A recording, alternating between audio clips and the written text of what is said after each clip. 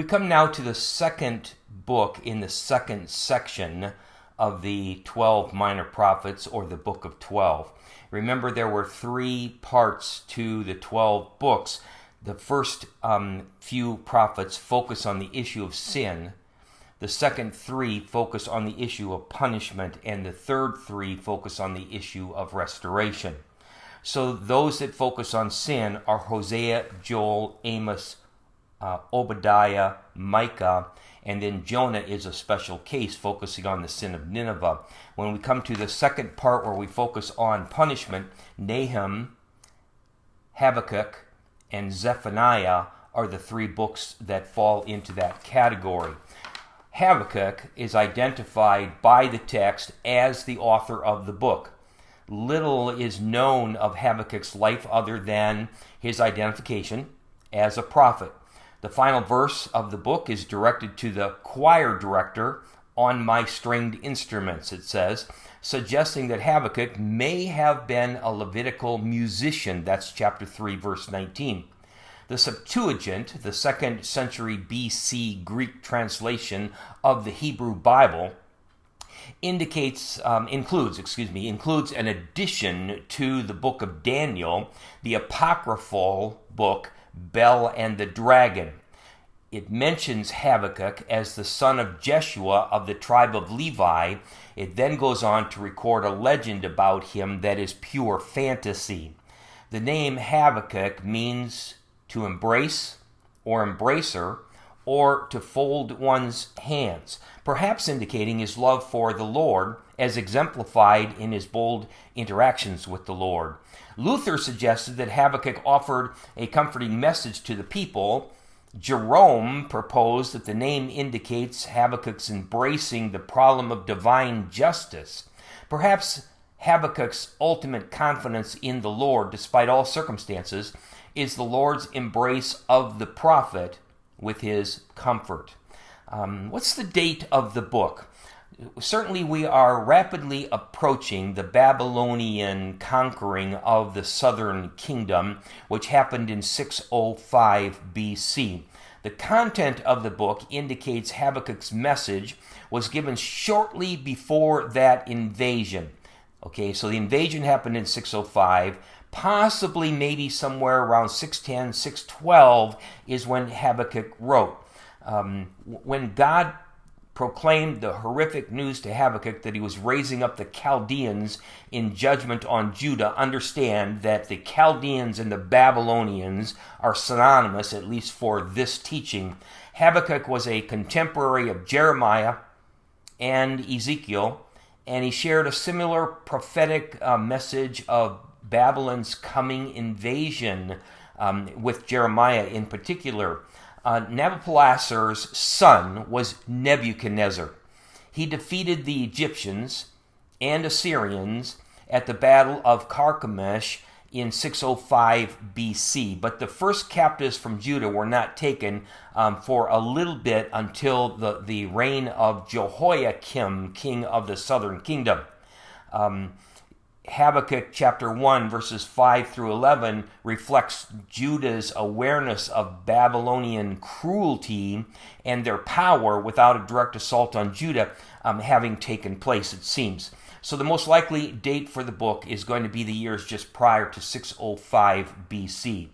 After the death of King Josiah, 640 to 609 BC, his spiritual reforms, Josiah's spiritual forms, quickly crumbled. Habakkuk gave his message during the reign of King Jehoiakim, 609 to 598 BC. It's found in 2 Kings 23 and 24 and 2 Chronicles 36. During this time, the moral character of Judah was one of violence and iniquity and wickedness, and the judgment of the Lord was on the horizon for them. It's an interesting thing who the recipients are of Habakkuk's book. Rather than a typical prophetic oracle of judgment, the book is a record of Habakkuk's struggle with God, with God's justice in light of his announcement of coming judgment by the Babylonians. The audience seems to have been the righteous remnant of Judah. And we know that God always has a remnant, even though Judah had fallen into great moral and ethical sin. There always is a remnant. There is a faithful few. And so Habakkuk seems to have been writing to them, or at least on behalf of them, as he talks to God. And the message was recorded, written down, to encourage them to remain faithful during the times of judgment that are ahead. The message of Habakkuk continues to be a source of hope for faithful believers to this very day, whenever they are facing difficult times. And so I'd like to take us into the book of Habakkuk. Hopefully you have your Bible open. And so the book of Habakkuk begins, chapter 1, with an argument, a debate, a discussion with God, as it were. Let me give you the breakdown of the outline, I guess, of the book. And there are lots of outlines that different people use, but I see chapter 1 as the prophet wondering and worrying. We would call it his first discussion or his first complaint with God. When we come to chapter 2, we see the prophet watching and waiting. And so we enter into his second discussion with God.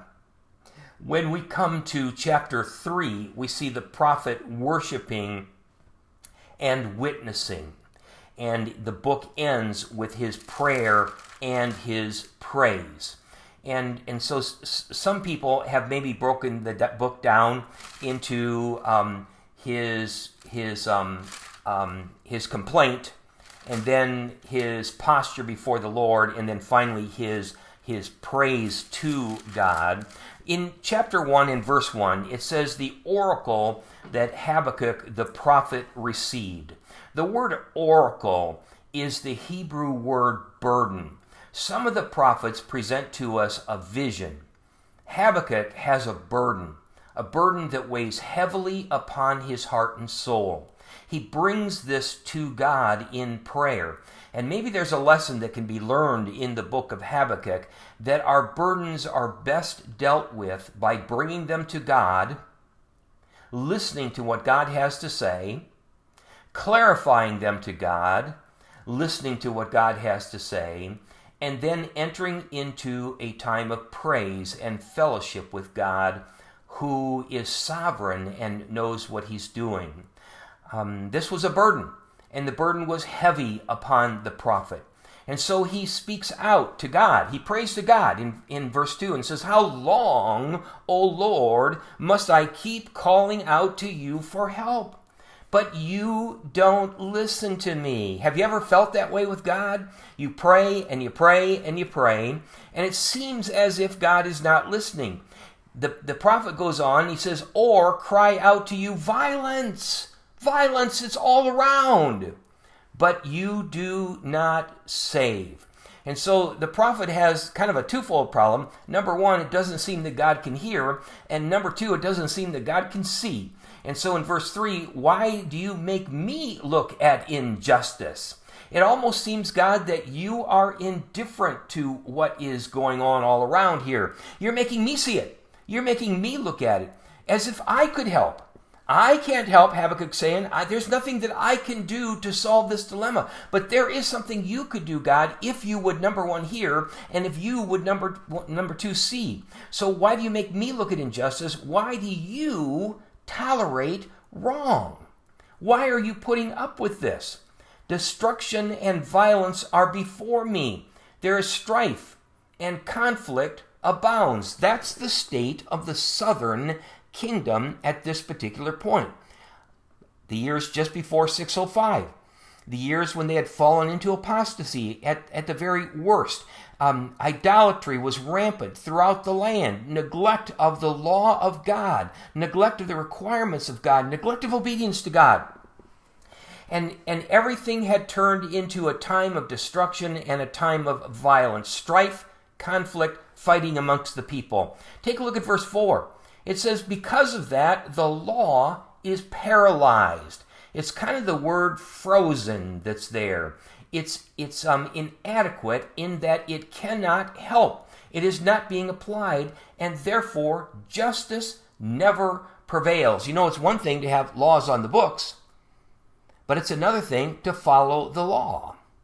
And in the Old Testament, they had the law, Exodus, Leviticus, Numbers, Deuteronomy, as God laid out his desire for his people, but the law wasn't being applied. The holy days and high holy days were not being observed for the most part.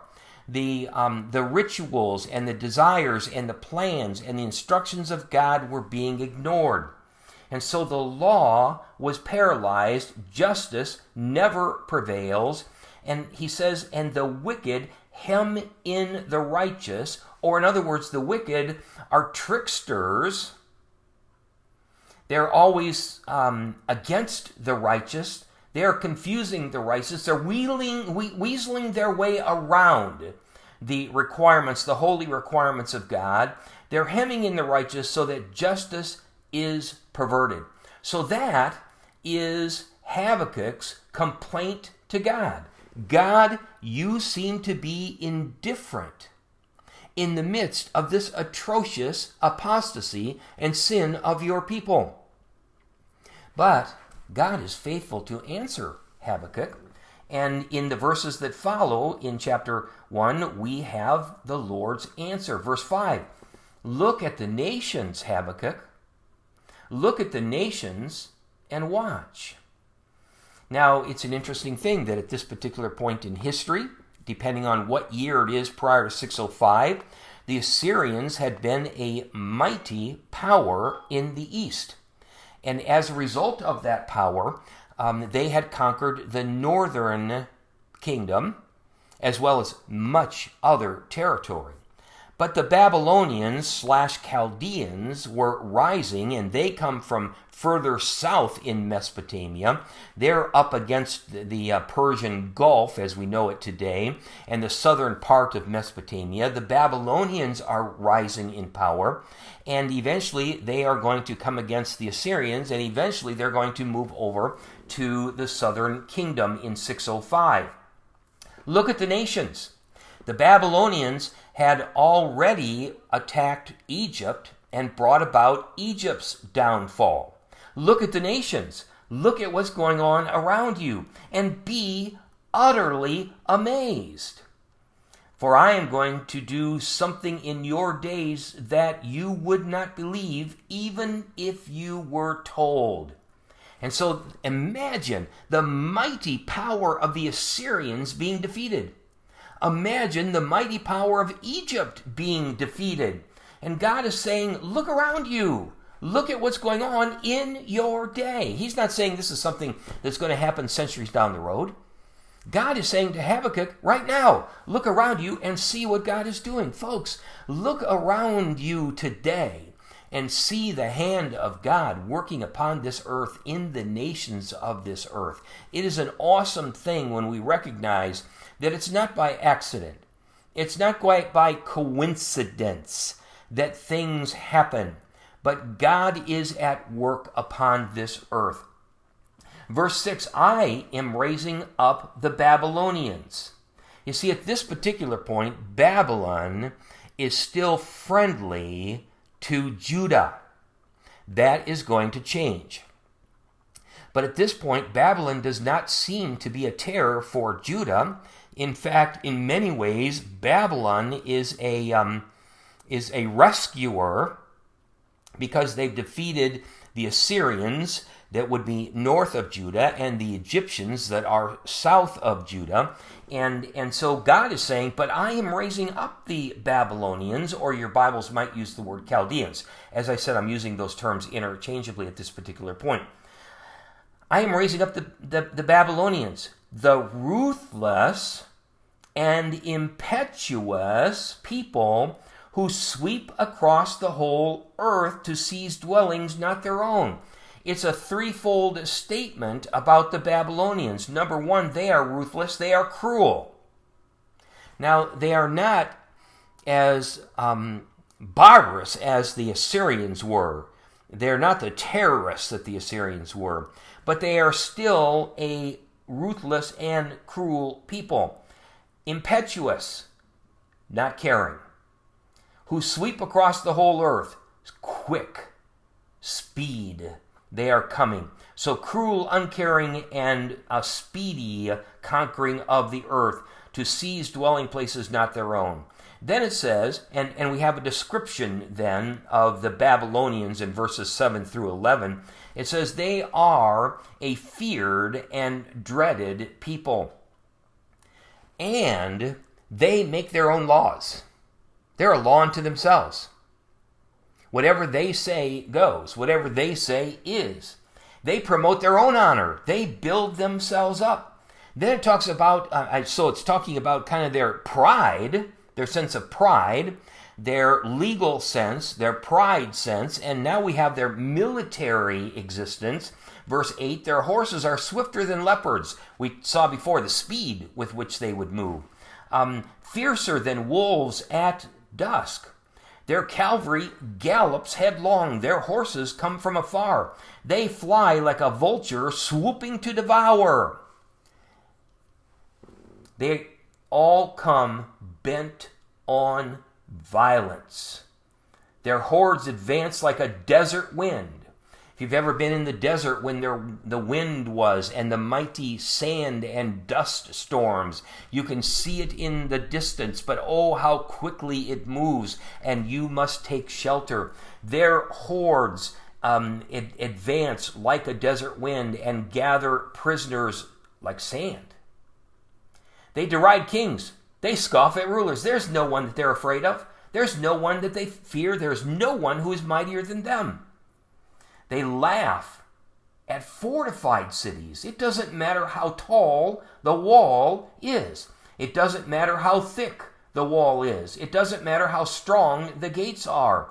They laugh at the fortified cities. They build earthen ramps. They just build a ramp up over the wall and they capture the people. Then they sweep past like the wind and go on, guilty men whose own strength is their God. Look at that verse closely. Then, after that, they sweep past like the wind and they go on. Habakkuk, God is not only speaking to Habakkuk about the rising up of the Babylonian army, Babylonian empire, God is speaking to Habakkuk about the crash of the Babylonian Empire. The Babylonian Empire at best only lasted about 70 years, and even during that time, it was not the peak of their strength during that time. And so they swept in, and then they were swept away. It says they sweep past like the wind, and then they go on. And then they leave, just like the wind. It's gone. It is no more. Guilty men whose own strength is their God. They are guilty themselves. So then Habakkuk comes along with his second complaint here. And he says, O Lord, are you not from everlasting? My God, my Holy One, we will not die. O Lord, you have appointed them to execute judgment. O Rock, you have ordained them to punish. So first I want you to notice how he is recognizing God. He recognizes him as Lord or Yahweh God, the self-existent only God.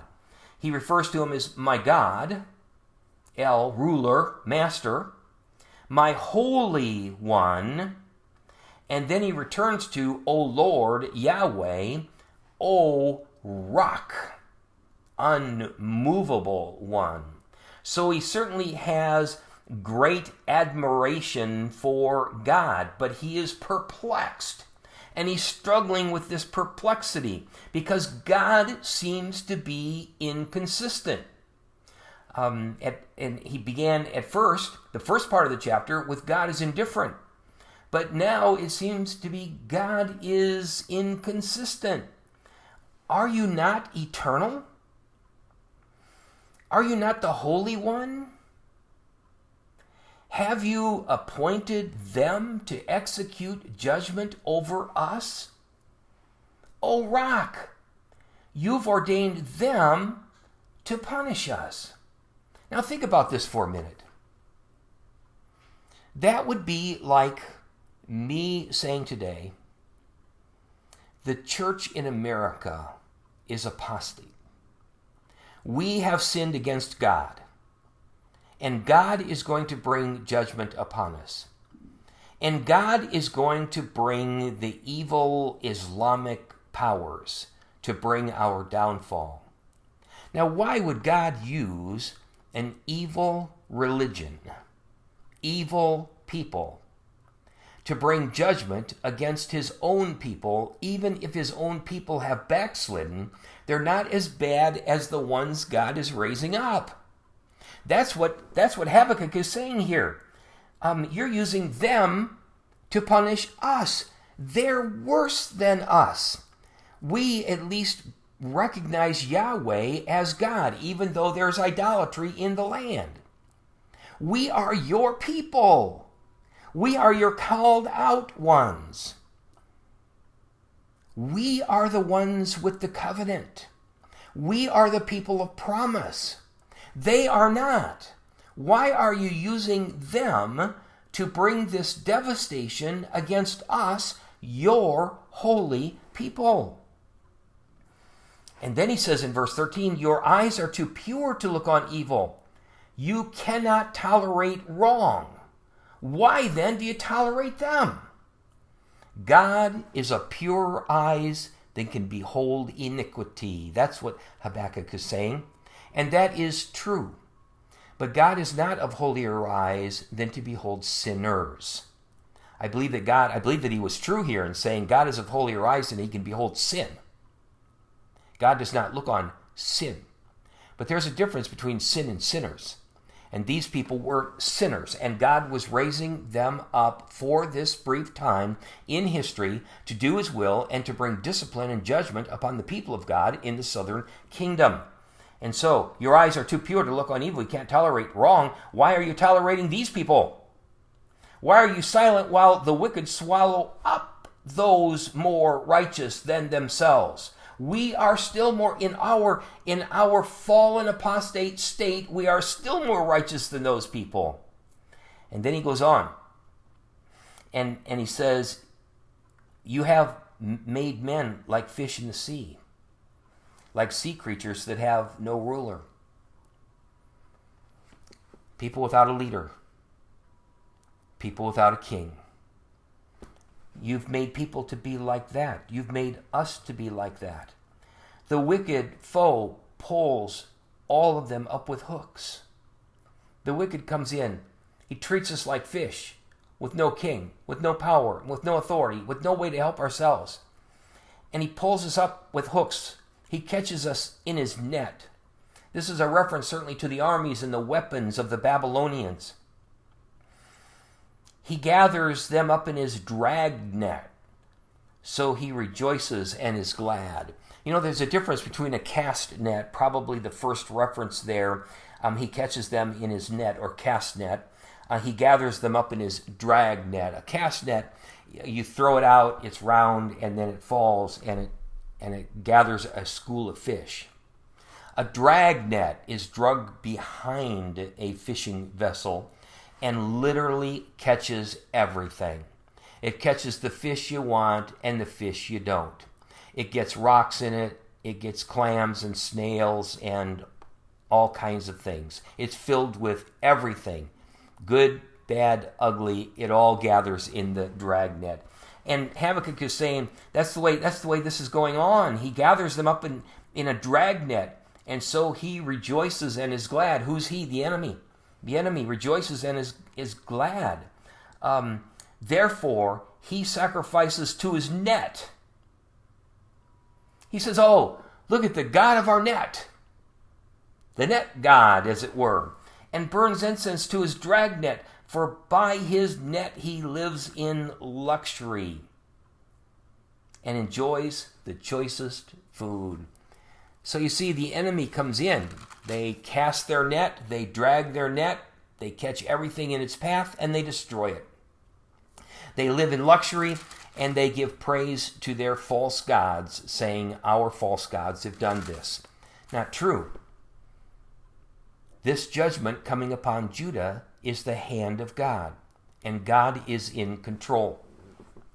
And so he ends the chapter. Is he to keep on emptying his net, destroying nations without mercy? Is there no mercy, God? And then I really think verse 1 of chapter 2 belongs to chapter 1. I'm just going to stand my watch. I'm going to station myself on the ramparts, the wall. I'm going to look and see what you have to say to me and what answer I am given to this complaint. So Habakkuk says, I guess I'm just going to sit here on the wall and watch off into the distance. I'm going to take my stand right here, God. I'm not moving until I get an answer from you. What's going on, God?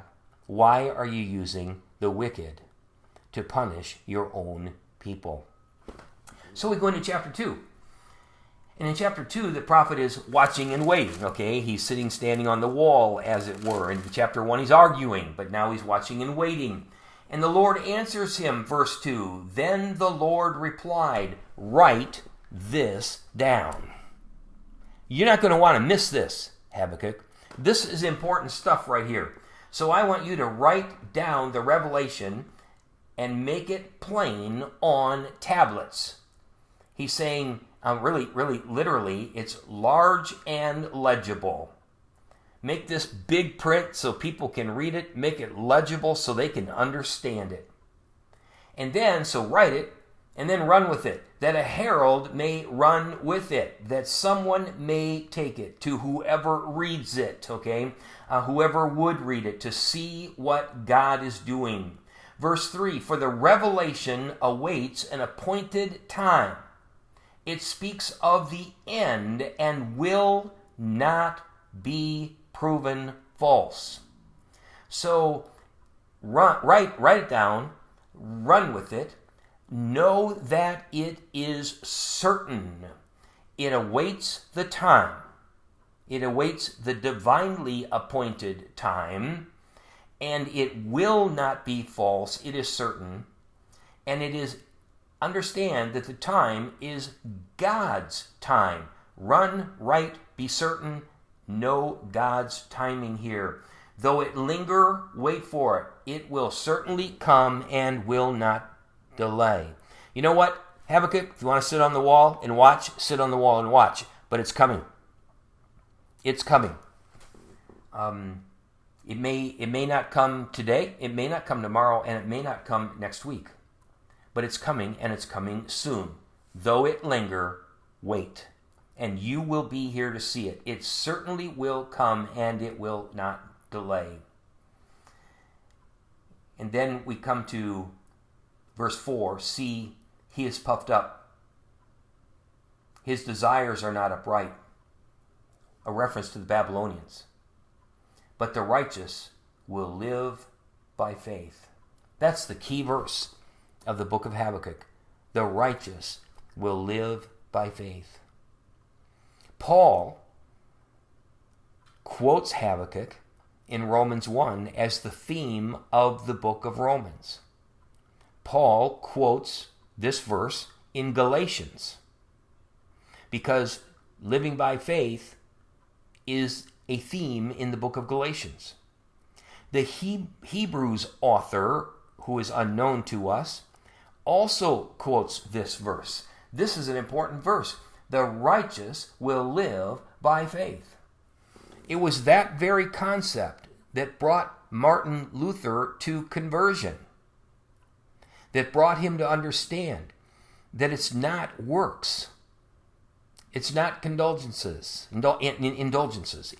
It's not all the things that the church of the day was requiring of you. Righteous, live by faith. And he goes on, and this is a spiritual principle. This is a spiritual principle, folks, of the Old Testament and the New. This is a spiritual principle pre-Christ, post-Christ, pre-cross, post-cross. Abraham believed God. He had faith in God, and it was credited to him as righteousness. His works? No. His faith? Yes. Noah believed and found grace in the eyes of the Lord. Did he find grace in the eyes of the Lord because of his works building the ark? No, because he believed God and obeyed. The righteous will live by faith. And then he goes on, he says, indeed, wine betrays him. The Babylonians were known for their drunkenness and their excessive use of wine. Indeed, wine betrays him. He is arrogant and never at rest, because he is as greedy as the grave. How greedy is the grave? The grave is grabbing people every day, all the time. About 120 to 150,000 people die every day somewhere on the earth. Well, he's saying he, the arrogant, the Babylonian, he is as greedy as the grave, and like death is never satisfied, never has enough.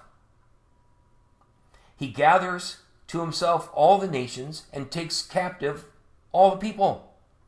That's their approach. Drinking, arrogance, never at rest, greedy, never satisfied, gathering to himself whatever nation he can conquer, and taking captive the peoples of the earth. Wow.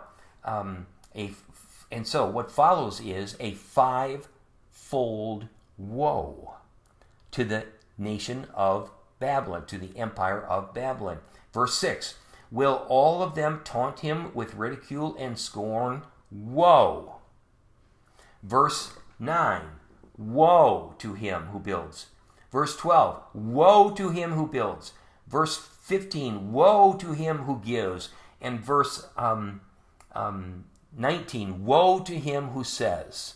So we have a five-fold woe that finishes out the chapter. Number one is a woe to selfishness. It says, will not all of them taunt him with ridicule and scorn, saying, woe to him who piles up stolen goods and makes himself wealthy by extortion. How long must this go on? So we have the first woe is a woe to the selfishness of any people, certainly of the Babylonians. Will not your debtors suddenly arise, or your creditors? Will they not wake up and make you tremble? Then you will become their victims, because you have plundered many nations. So God is saying, woe to you, Babylonians. What you have, your possessions, your wealth, your riches, is stolen goods. You've stolen it from the people all around you. It is not yours, and I will bring woe against you. Verse 8, because you have plundered many nations, the peoples who are left will plunder you. For you have shed man's blood. You have destroyed lands and cities and every one in them. Woe number one. Okay, woe to the selfish. Woe to the thieves. Number two, woe to the covetous. Verse 9, woe to him who builds up his realm by unjust gain, to set his nest on high to escape the clutches of ruin. You have plotted the ruin of many peoples. That's the cause. Shaming your own house and forfeiting your life. That's the effect. The cause, you have plotted the ruin. The effect, you have therefore forfeited your own life. And then it says, and the witnesses against you? The stones of the wall will cry out, and the beams of the woodwork will echo it.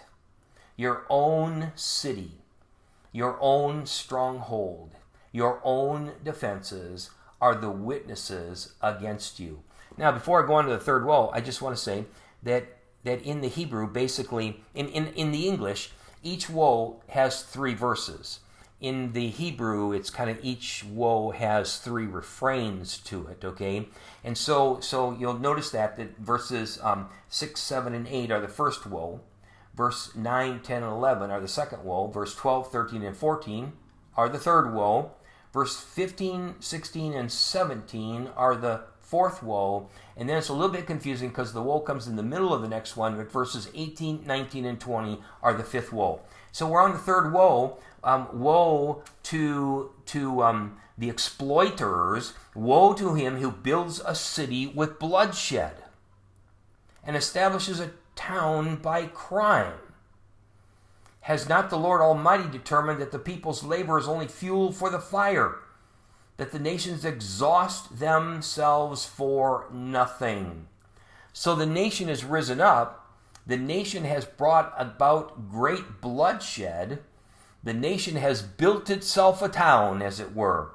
But the Lord has determined that the people's labor, all that you have done, all that you have made, all that you have accomplished, all that you have collected here, all it is fuel for the fire that is coming. Then we have a verse with a double fulfillment to it. For the earth will be filled with the knowledge of the glory of the Lord as the waters cover the sea. It is a millennial reference there. It is a reference to the restoration of Israel in this day, okay, after the 70-year Babylonian captivity, but it is also a millennial reference in its complete fulfillment. The earth will be filled. The earth has never been filled with the knowledge of the glory of the Lord as waters cover the sea, but it will be filled in the millennial era. And so Habakkuk looks forward. God speaks to him of a coming day when all of this will be gone. All of this will be past. There will be no more exploiters, and the earth will be filled with the glory of God. Woe number 4. Woe to the drunkards, okay? Woe to him who gives drink to his neighbors, pouring it from the wineskin until they are drunk, so you can gaze on their naked bodies. Probably symbolic language there, although the Babylonians were certainly known for their heavy drinking of wine and their drunkenness. And so it's saying, woe to the one that gives drink. Woe to the one that gazes upon the naked bodies of the people around them, their captives. You will be filled with shame instead of glory. This is your coming fate. Now it is your turn. Drink, be exposed, stagger around as a drunken person, helpless, unable to defend yourself. That is your coming fate. The cup of the Lord's right hand. Oh yeah, you have your cup of wine, but the Lord has a cup in his right hand. It is a cup of wrath. It is a cup of vengeance. It is a cup of retribution. The cup from the Lord's right hand is coming around to you, and disgrace will cover your glory. The violence you have done to Lebanon will overwhelm you. Lebanon was known for its great forests, the cedars of Lebanon. And the conquerors loved Lebanon. The Babylonians would go in. They would destroy the forests. They would use them up. It says, your destruction of animals will terrify you. The killing off of the wildlife. You have shed man's blood. You have destroyed the land and cities and everyone in them. So we have the destruction of forests, of wildlife, of humanity, of the land, the cities, and the residents of the cities. Then we come to the fifth woe. Woe to the idolaters. Of what value is an idol since a man has carved it? Good question. You had to make it. What value is that? What value is an image that teaches lies? You have your images of your false gods, and you say the things that they allegedly say, and they are lies. For he who makes it trusts in his own creation. He makes idols and cannot speak woe. That cannot speak woe to him who says to wood, come to life. Or to a lifeless stone, wake up. Can it give guidance? Of course not. It is covered with gold and silver, but there's no breath in it. It's precious on the outside, it's dead on the inside. but the Lord is in his holy temple. Let all the earth be silent before him. So, in chapter 1 and the beginning of chapter 2, Habakkuk is complaining to God, why are you raising up this evil nation against us? Then in the second half of chapter 2, we have these 5 woes. And God declares judgment. It is a twofold woe, as it were, okay? Because Judah is guilty of their own sin. But they certainly haven't conquered the nations around them. They are not guilty to that extent. But God is not only bringing punishment to Judah, God will ultimately bring punishment to Babylon. As I said, the Babylonian Empire scarcely lasted 70 years. It came and it went almost in a flash, replaced by the Persians, the Medo-Persians, primarily the Persians. And so 5 woes against them. So the prophet, thinking about all this, realizing God is in control, God knows what he's doing, God is disciplining his people, and God will not let his people die, the prophet stops and ends his oracle with praise and prayer. It's a wonderful chapter, and it ends so beautifully. A prayer of Habakkuk the prophet of Shigionoth. Shigionoth is a literary or musical term of some sort, and we don't really know what it is. But we do notice the presence of 3 selahs in this chapter. Verse 3 ends with a selah, 9, and then again in 13. Again, we don't exactly know what that word means, but it means something like stop and think about it. Pause. Take a breath here. And so it says a prayer of Habakkuk the prophet. And then he prays. Lord, I have heard of your fame. I stand in awe of your deeds, O Lord. He's saying, God, I know what you have done in the past. I can recount the history of Israel. I see your mighty hand. Sometimes we forget the past because we're so caught up in the present. We forget how good God has always been because we don't like the present circumstance that we find ourselves in. But notice that Habakkuk is going to go back to the beginning of the people of God. He's going to go back to the Exodus and be reminded of who God is and what God has done. So he says, as in the past, so in the present. I have heard of your fame. I stand in awe of what you have done. Renew them in our day. Do it again, God. Do it again. In our time, make them known. In wrath, remember mercy. Bring your judgment upon us, God. But don't forget to be merciful. And then he talks about the Exodus.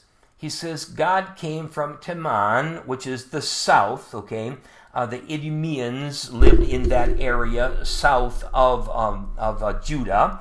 And God came out of the south, the Holy One from the mountain of caves, Paran. Salah. Remember God on the mountain. Remember Moses. Remember the fire, the earthquake, the lightning, the trumpet sound. The Lord came out of the southland, the Holy One from the mountain of caves. We see then the extent. His glory covered the heavens, and his praise filled the earth. So the first thing is we have a reference to the Exodus, but then we have a reference to the extent of the power and presence of God. His glory isn't just on that mountain, not Mount Horeb, Mount Sinai. No. His glory isn't even just here in the land. No. His glory covers the heavens, and his praise fills all the earth. Exodus, extent, And then we have the effects. His splendor was like the sunrise. Rays flashed from his hand where his power was hidden. God's power is in his hands. And when he opens them, rays flash. The effect of God's presence. And then the enemies of God, plague went before him, pestilences followed his steps. He stood and he shook the earth. He looked and made the nations tremble. No one could stand before the mighty hand of God. No enemy could prevail. The ancient mountains crumbled, and age-old hills collapsed. His ways are eternal. I saw the tents of Cushan in distress, or Egypt, the dwellings of Midian or Sinai in anguish. Were you angry with the rivers, O Lord? Was your wrath against the streams? Did you rage against the sea when you rode with your horses and your victorious chariots? You uncovered your bow. You called for arrows. Selah. Wow. God wasn't angry at the rivers. No, God wasn't angry at the streams. God wasn't angry at the mountains. He was angry at his enemies. And God used everything to bring judgment on his enemies. Verse 6, he stood and shook the earth. He looked and made the nations tremble. The mountains crumbled. The tents fell down in distress, the dwelling places in anguish. And God used rivers, and God used streams, and God used the sea, and God used horses, and God used chariots. God used bows, and God used arrows. You split the earth with rivers. The mountains saw you and writhed. Torrents of water swept by, the deep roared and lifted its waves on high. God is mighty. That's what Habakkuk is saying. God is mighty. God is powerful. God's will be done. And no one can stand against God Almighty. Then he remembers the conquest of the land. Sun and moon stood still in the heavens, Joshua 10. At the glint of your flying arrows, at the lightning of your flashing spear. In wrath you strode through the earth, and in anger you threshed the nations. God allowed Joshua and Israel, but it was God's mighty hand allowing Joshua and Israel to defeat Jericho, Ai, Bethel, and many of the other cities and areas in the Promised Land. And God did it by miraculous deeds in wonderful ways. It says in verse 12, in wrath you strode through the earth, and in anger you threshed the nations. You came out to deliver your people, to save your anointed one. There's some discussion over who the anointed one is. Some people think it's a reference to Messiah, but it seems to be a reference to Israel. You saved your anointed people. You crushed the leader of the land of wickedness. You stripped him from head to foot. Again, there's controversy over, is that a reference to Canaan? Or is that a reference to Babylon? Or is it a reference to both? Verse 14, with his own spear you pierced his head. You used the enemy's strength against himself. With his warriors, when his warriors stormed out to scatter us, gloating as though about to devour the wretched who were in hiding, you trampled the sea with your horses and churned the great waters. God often in the Old Testament brought destruction upon people who destroyed themselves in the time of Gideon. Remember, as Gideon took his couple hundred people against the enemy, they woke up in the night and turned on themselves. They defeated themselves. We saw in the last session that the Bible tells us that God caused Babylon to enter into confusion, and history tells us that 185,000 of them were killed. We don't even know how, but it wasn't by the Jews, it wasn't by God's people, it was by God's mighty hand. And so then he praises. And he said, I have heard, and my heart pounded. My lips quivered at the sound. I think that's a reference back to verse 2. Then the Lord replied, write down the revelation, make it plain, so that the herald may run with it. Here, Habakkuk is coming back to that, and he's saying, I heard, and my heart pounds. My lips quiver at the sound of the word of God. Decay creeps into my bones, and my legs tremble, yet I will patiently wait for the day of calamity. I know it's coming. I know it's real. I know it's certain. God said that it was certain. He said, write it, run with it, know the certainty of it, and know God has timing in mind for this. And he said, I will patiently wait for the day of calamity to come on the nation invading us. I know that God is invading us. God is using that invasion to bring discipline to God's people, and that God will bring a day of calamity on them. And so then he ends his book with such a beautiful thought of praise. Look at this. Though the fig tree does not bud, and there are no grapes on the vines, though the olive crop fails, and the fields produce no food, though there are no sheep in the pen, and no cattle in the stalls, yet I will rejoice in the Lord. I will be joyful in God, my Savior. Dear friend, what does it take for you to praise? What does it take for you to rejoice? What does it take for your heart and soul to be filled with joy? Oh, let it not be circumstances. Let it not be a big raise at work, increase in pay. Let it not be a wonderful house or a glorious car. Let it not be plenty of fruit on the fig trees and grapes on the vines. Let it not be an abundant olive crop or fields that yield tons per acre. Let it not be the sheep in the pen nor the cattle in the stalls.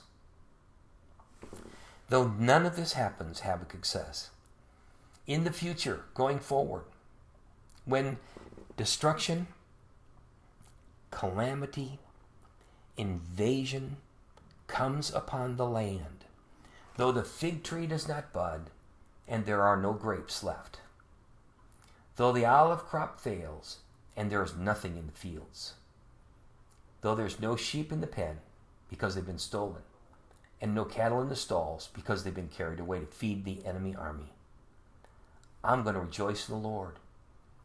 I will be joyful in God, my Savior. Can you be joyful when God disciplines? Can you be joyful when life is hard? Can you be joyful when things don't go your way? Can you be joyful when this is not your plan? This is not your script. This is not how you told God that you wanted it to happen. Can you be joyful because God is God? And know that you know that you know that you know that God is always in control. And he concludes, the sovereign Lord is my strength. He will enable me. He will keep me strong. He makes my feet like the feet of a deer. I can walk in treacherous places. I can walk on the cliffs. I can walk on the steep mountain sides. He makes my feet like the feet of a deer. He enables me to go up into the heights, to the dangerous places. God is good. God is strong. And God will enable me to endure the coming discipline upon the people. Though the remnant are there and the remnant will suffer, God walked with the remnant. They were carried away into Babylonian captivity, and 70 years later, 50,000 of them would return. A different people, a different land, a different heart. And then he concludes, for the director of music on my stringed instruments. I'm writing this song, My Burden Down, and I'm giving it to the director of music. Let us sing, let us remember, let us rejoice and be glad.